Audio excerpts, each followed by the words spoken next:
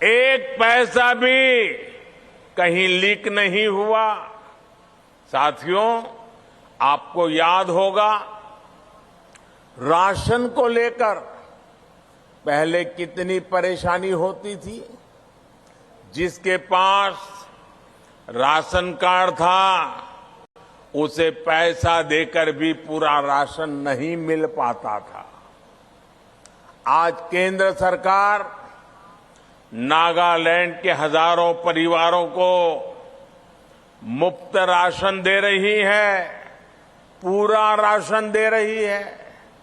भाइयों और बहनों, ये इसलिए हो पा रहा है क्योंकि हम नागालैंड को, नॉर्थ ईस्ट के 8 राज्यों को कांग्रेस की तरह एटीएम नहीं, बल्कि हमारे लिए तो ये अष्टलक्ष्मी है, अष्टलक्ष्मी है। इस अष्टलक्ष्मी को भारत की ताकत मानते हैं। नॉर्थ ईस्ट का कल्चर, यहां का यंग टैलेंट और यहां के रिसोर्सेज नॉर्थ ईस्ट के ही काम आए, इसके लिए हमने काम शुरू किया है।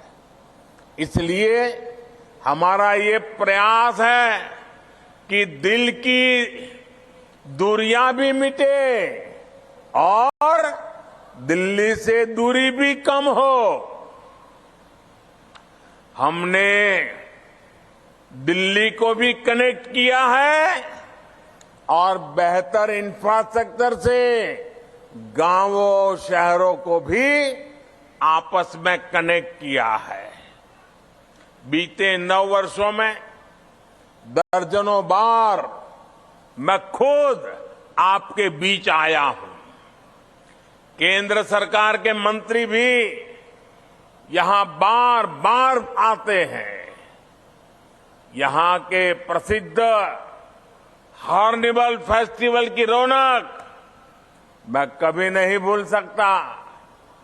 मुझे इस बात की खुशी है कि दिलों की दूरियां मिटाने में नागालैंड बीजेपी की टीम भी बहुत ही अच्छा काम कर रही है।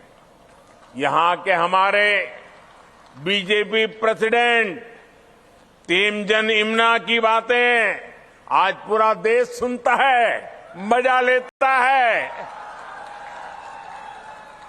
डिजिटल प्लेटफॉर्म पर वे नागालैंड और नॉर्थ ईस्ट को शानदार तरीके से रिप्रेजेंट कर रहे हैं।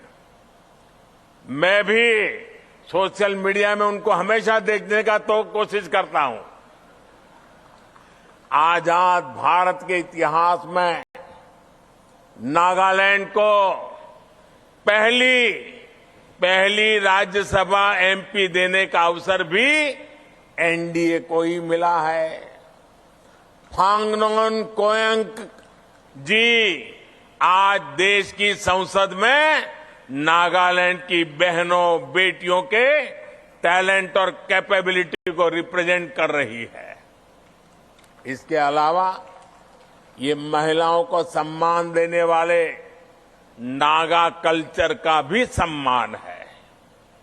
ये रानी गाइडिनल्यू के प्रति भी हमारी सच्ची श्रद्धांजलि है। और ये मेरा सौभाग्य है कि मुझे गुजरात में रानी गाइडिनल्यू जी का स्वागत करने का सौभाग्य मिला था।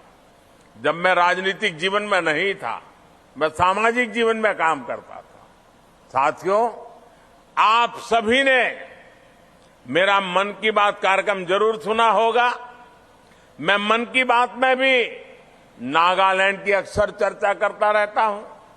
Naga culture, craft, Naga lifestyle और यहां का म्यूजिक को प्रमोट करने वाली लीडी क्रोयू संस्था के बारे में मैंने मन की बात में भी विस्तार से बात की थी।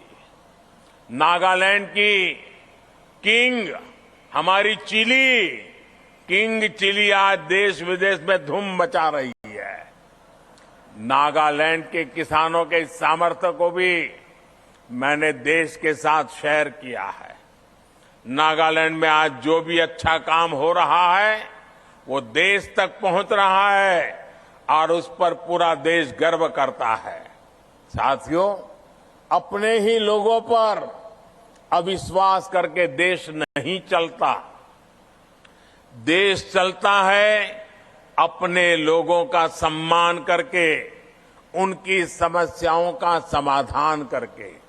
इसलिए पहले जहां नॉर्थ ईस्ट में डिवाइड की पॉलिटिक्स चलती थी, हमने उसे डिवाइन गवर्नेंस मॉडल में बदला है।